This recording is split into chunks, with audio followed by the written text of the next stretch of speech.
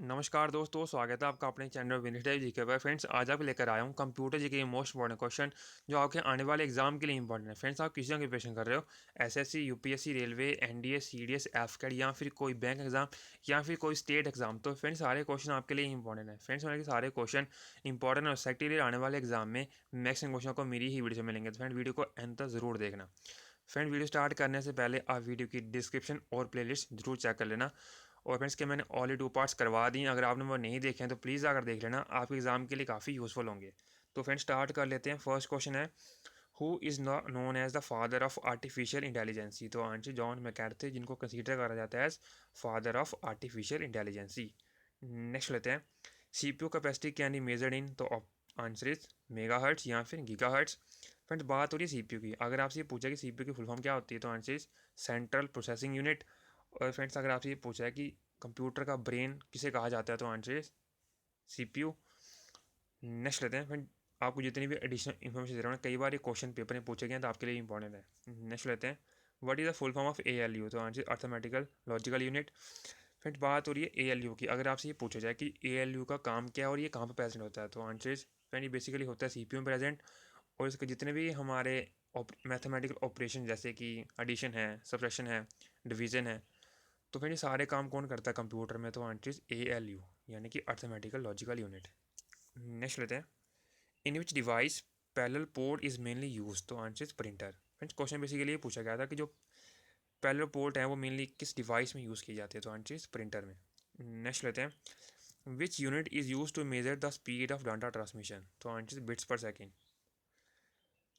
Next लेते हैं, what is the storage area for email message called. तो answer is mail box. Friends, email message के लिए जो स्टोरेज एरिया होता है उसको हम क्या कहते हैं तो आंसर इज मेल बॉक्स कहते हैं। नेक्स्ट लेते हैं, name the web browser developed by Google. तो आंसर इज क्रोम। फिर जो क्रोम वेब ब्राउज़र है उसको किसने डेवलप किया है या फिर किसने बनाया है तो आंसर गूगल ने बनाया। अगर आपसे ये पूछा है कि एप्पल ने कौन सा वेब ब्राउज़र बनाया हुआ है तो आंसर सफारी। आप इसको भी याद रखिए फ्रेंड्स, कई बार ये क्वेश्चन एग्जाम में पूछा कि आपके भी इंपॉर्टेंट है। नेक्स्ट लेते हैं, why the firewall is use in the communication network और सिस्टम। तो answer to prevent unauthorized access. फिर यहाँ पर मिस्टेक है, टाइपिंग मिस्टेक, आप इसको करेक्ट कर लीजिएगा। इसका आंसर है to prevent unauthorized access. Next लेते हैं, in computer terminology failure in kernel is called. तो answer is crash. Friends, failure in kernel को हम क्या कहते हैं तो आंसर इज क्रैश कहते हैं। नेक्स्ट लेते हैं, where is the firmware stored in computer. तो आंसर रोम। फ्रेंड्स, बात रही रोम की, अगर आपसे फुल फॉर्म पूछी जाए तो answer read only memory. And friends, जो रोम होती है वो होती है नॉन वोलेटाइल मेमोरी। नेक्स्ट लेते हैं, what is the full form of RAM. तो answer is random access memory. और फ्रेंड, जो रैम है ना बेसिकली कौन सी मेमोरी है तो answer is volatile memory. Friend, यहाँ पे दो वर्ड आए, एक आया नॉन वोलेटाइल, एक आया वोलेटाइल। फ्रेंड, जो नॉन वोलेटाइल होता है ना, बेसिक नॉन वोलेटाइल मेमोरी होती है ना, मान लो कि अगर आप कंप्यूटर पे काम कर रहे हो, ठीक है, सडनली पावर सप्लाई ऑफ हो जाती है तो आपका फ्रेंड जितना भी कंटेंट होगा वो डिलीट नहीं होगा। But in case of volatile आपका जितना भी कंटेंट होगा वो डिलीट हो जाएगा। फ्रेंड, दोनों में डिफरेंस यही है, आप इसको याद रखिएगा फ्रेंड्स, कई बार ये क्वेश्चन एग्जाम में पूछे गए तो आपके लिए इंपॉर्टेंट है। नेक्स्ट लेते हैं, in computer technology meaning of peripheral equipments. तो answer is any device that is attach to the computers are called peripheral equipments.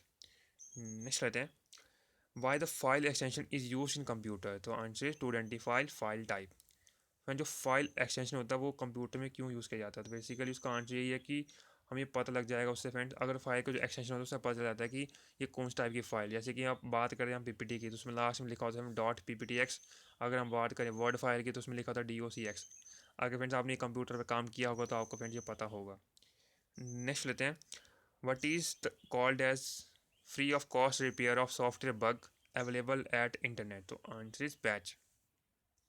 Next लेते हैं, what is the called as a backbone of world wide web. तो answer is HTTP। अगर आपसे HTTP की full form पूछी जाए तो answer is hyper text transfer protocol. अगर फ्रेंड्स बात, अगर आपसे ये पूछा है कि HTML की फुल फॉर्म क्या होती है तो answer is hypertext markup language. Next लेते हैं, which software is use to translate scan text into a format that can manipulated. तो आंसर इज OCR या फिर अगर आपसे OCR की फुल फॉर्म पूछी है तो answer is optical character reader. Next लेते हैं, digital video is made up of. तो आंसर इज फ्रेम। जो डिजिटल वीडियो होती है वो किसकी बनी होती है तो आंसर इज फ्रेम की बनी होती है। नेक्स्ट लेते हैं, first generation computer is made by using, तो आंसर वैक्यूम ट्यूब्स। फ्रेंड जो फर्स्ट जनरेशन कंप्यूटर थे ना वो किसके यूज़ से बनाए जाते थे, तो आंसर इज वैक्यूम ट्यूब के यूज़ से।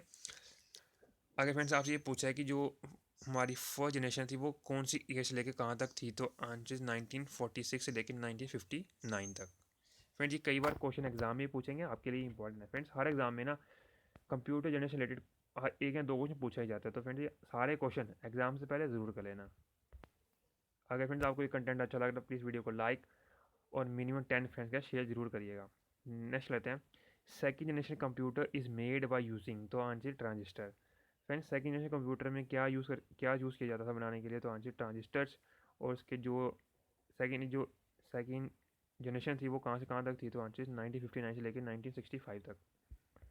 नेक्स्ट लेते हैं, third generation computer is made by using, तो आंसर इंटीग्रेटेड सर्किट या फिर आईसी। और इसका जो टाइम पीरियड था वो कहाँ से कहाँ तक था, आंसर 1965 से लेकर 1971। फ्रेंड जो फोर्थ और फिफ्थ जनरेशन है ना, मैं आपको लास्ट में उसके बारे में बता दूंगा, तो आप वीडियो को तो एंड तक ज़रूर देखना।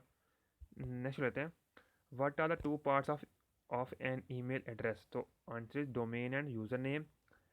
फ्रेंड्स आपको यहाँ पे दिख रहा होगा कि abc@gmail.com लिखा हुआ है, तो फ्रेंड जो ABC है ना उसको हम बोलते हैं यूज़र नेम, और इसमें जो नेक्स्ट पार्ट है उसको हम क्या कहते हैं, तो answer domain name.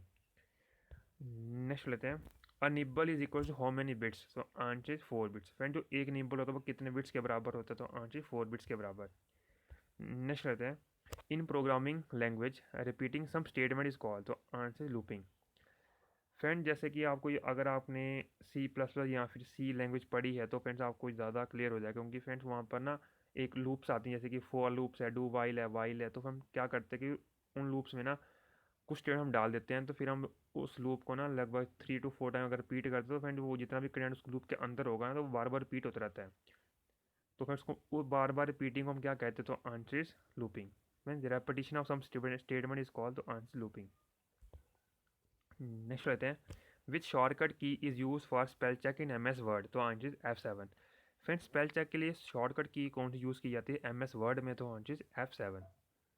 Next question, what is the full form of UPS in computer, तो answer unit interpreted power supply. Friends बात हो रही UPS की, अगर आपसे ये पूछा है कि UPS का काम क्या है कंप्यूटर में। फ्रेंड्स मान लो कि आप कंप्यूटर पे काम कर रहे हो, ठीक है, सडनली आपका जो लाइट चली जाती है या फिर पावर ऑफ हो जाता है, तो अगर फ्रेंड्स आपके पास UPS नहीं है तो आपका जो कंप्यूटर है उसी टाइम ही शट डाउन हो जाएगा या फिर बंद हो जाएगा। बट अगर आपके पास UPS है तो आपका लगभग 10 मिनट या फिर 20 मिनट तक आपका कंप्यूटर वर्क करता रहेगा, अगर वो चार्ज है तो। फ्रेंड 25 क्वेश्चन थे, अब बात करते हैं साथ में कंप्यूटर क्यूज़ की। तो फ्रेंड हम अपना सेशन कंटिन्यू करते हैं। तो नेक्स्ट क्वेश्चन है, फ्रेंड्स आपको हर क्वेश्चन के ना 5 ऑप्शन दिए जाएंगे, अगर आपको आंसर किसी भी क्वेश्चन का आंसर आता है कमेंट बॉक्स में ज़रूर बताना। नेक्स्ट लेते हैं, which can read data and convert them to a form that a computer can use, तो options are logic, storage, option C control, option D input device and option E output device, तो answer is option D यानी कि input device. Next लेते हैं, which are the following is shortcut key for the page, तो answer option are control V, option B control A, option C control C, option D control P and option E is control K, तो answer option A यानी कि control V। Friend जो paste आपने कोई भी data copy किया तो उसे कॉपी करने का हम क्या यूज़ करते हैं, तो आंसर कंट्रोल C। और पेस्ट अगर आपने किसी उसी डाटा को पेस्ट करना तो हम क्या यूज़ करेंगे, तो आंसर कंट्रोल V। नेक्स्ट रहते हैं, which are the following is the most powerful type of computer, option A embedded computer, option B minicomputer, option C microcomputer, option D super computer, option E mega frame, तो answer is option D यानी कि supercomputer. Friend जो supercomputer most powerful type of computer है।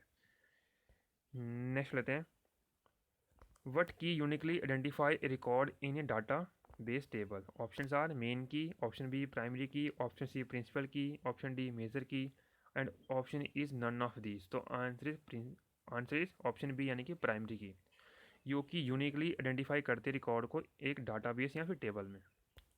Next लेते हैं,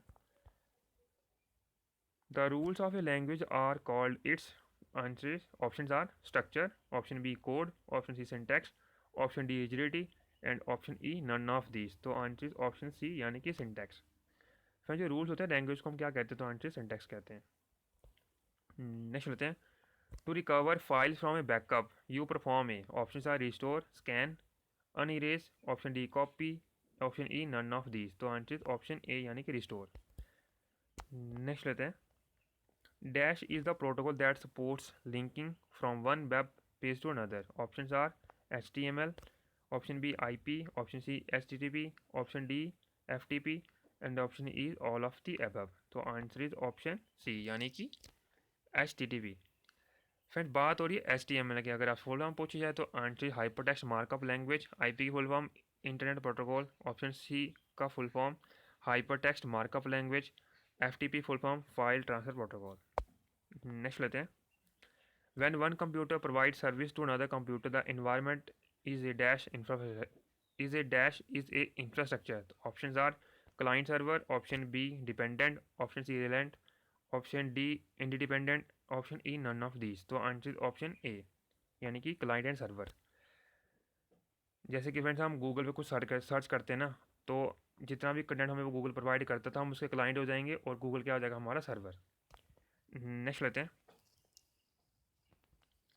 which are the following is the command for undo in MS word. तो option are control A, option B control Z, option C control Y, option D control C and option E is control B। तो answer is option B यानी कि control Z। Friends मान लो कि आप word पे काम कर रहे हो, ठीक है, आपने कुछ भी लिख दिया यानी कि आपने XYZ लिख दिया, ठीक है।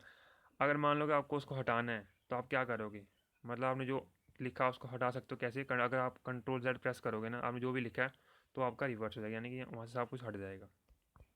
नेक्स्ट लेते हैं, which are the following is a volatile memory. Option are RAM, hard disk, magnetic tape, option D floppy disk and option E is ROM. तो आंसर ऑप्शन ए यानी कि रैम। जो रैम है ना वो वोलाटाइल मेमोरी है। Friends मैं आपको ऊपर बता चुका हूँ बेसिकली, तो इसका आंसर ऑप्शन है ए है यानी कि रैम। नेक्स्ट लेते हैं, which are the following is a not a search engine. Option A Opera Mini, option B Yahoo, option C Wolfram Alpha, option D Google, option E none of these. तो answer option C यानी कि Wolff RAM alpha, जो कि एक search engine नहीं है। बाकी friend जितने भी हैं ओपेरा मिनी, याहू और गूगल सर्च इंजन है, क्योंकि फ्रेंड हम इनमें ना डाटा सर्च करते ही रहते हैं, तो ये डेली यूज़ में आते भी रहते हैं फ्रेंड्स, आपको पता भी होगा ये। नेक्स्ट लेते हैं, what is UNIVAC. Option are a computer, option B a super computer, option C a software program, option D a computer manufacture and option E none of these. तो आंसर ऑप्शन ए यानी कि a computer. अगर friends आप UNIVAC की full form पूछी जाए तो answer universal automatic computer.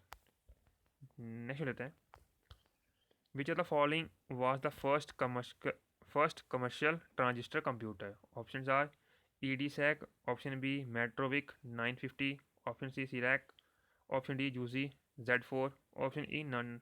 तो आंसर इज ऑप्शन यानी कि B Metrovick 950 was the first commercial transistor computer. Friends अगर आपको ये कंटेंट अच्छा लगा प्लीज़ वीडियो को लाइक और मिनिमम 10% शेयर जरूर करिएगा। फ्रेंड्स आप हमें इंस्टाग्राम, टेलीग्राम और फेसबुक पर ज्वाइन कर सकते हो एज बिंदु स्टडी IQ GK। नेक्स्ट रहते हैं, which the following is use to create a budget. Option A Microsoft Excel, option B Microsoft Access, option C Microsoft PowerPoint, option D Microsoft Word, option E none of the above. तो answer option A यानी कि Microsoft Excel use किया जाता है budget बनाने के लिए। Last question, 1 TB equals to how many GB या फिर gigabytes. Option A 1024 GB, option B 10248 GB, option C 3024 GB, option D 1000 GB, option E 2024 GB। तो आंसर ऑप्शन है यानी कि 1024 GB। फ्रेंड्स आपको जितनी भी ये यूनिट होती है ना, जैसे कि टेराबाइट है, गीगाबाइट है, तो उसको मैं आपको टेबल बता देता कि आपको आने वाले एग्ज़ाम के लिए काफ़ी हेल्प हो जाएगी आपकी। तो फ्रेंड ये टेबल जैसे कि यहाँ पे 1 निबल कितने बिट्स के बराबर होता है तो आंसर 4 बिट्स, 1 बाइट कितने बिट्स के बराबर होती है तो आंसर 8 बिट्स, 1 किलोबाइट यानी फिर KB is equal to 1024 bits, आपका 1 MB या फिर मेगाबाइट कितने बराबर होता है तो कितने KB के बराबर होता है तो आंसर 1024 KB। नेक्स्ट 1 GB जो गीगाबाइट कहते हैं उसको कितने MB के बराबर होता है तो आंसर 1024 MB। जो आपका 1 TB यानी कि टेराबाइट है वो कितने GB के बराबर होता है तो आंसर 1024 GB। और जो आपका 1 PB यानी कि पेटाबाइट है वो कितने TB के बराबर होता है आंसर 1024 TB। और जो आपका 1 EB है यानी हेक्साबाइट है तो वो कितने कितने PB के बराबर होता है आंसर 1024 PB। फिर ये टेबल है, कई बार इसमें से क्वेश्चन आया हुआ है एग्जाम में तो आपके लिए इंपॉर्टेंट है, तो फ्रेंड्स टेबल को आप पूरा एक बार देख लीजिएगा या फिर याद कर लीजिएगा। फ्रेंड्स मैंने आपको बोला था कि मैं आपको 4th जनरेशन और 5th जनरेशन के बारे में बताऊंगा। तो फ्रेंड्स 4th जनरेशन कौन सी है, तो इसमें हम क्या यूज़ करके कंप्यूटर बनाते थे। तो बेसिकली जो 4th जनरेशन थे उसका पीरियड कहाँ से कहाँ था, तो 1971 से लेकर 1980s तक। और the 4th generation computer are used very large scale integrated circuit यानी कि VLSI। और जो 5th जनरेशन कंप्यूटर थे उसका जो टाइम पीरियड है बेसिक एज का वो कौन सा 1980 से लेकर प्रेजेंट तक। और the 5th generation computer use ultra large scale integrated chips that contain millions of component on a single chips. तो फ्रेंड्स ये कंप्यूटर जीके का पार्ट 3rd था। तो आई होप आपको ये कंटेंट अच्छा लगा होगा। फ्रेंड अगर अच्छा लगा प्लीज़ वीडियो को लाइक और शेयर जरूर करिएगा। Thank you so much for watching my video. Please like share and comment. मिलते हैं अब नेक्स्ट वीडियो में अच्छे से टॉपिक को। Thank you so much and wish you all the best. Thank you so much.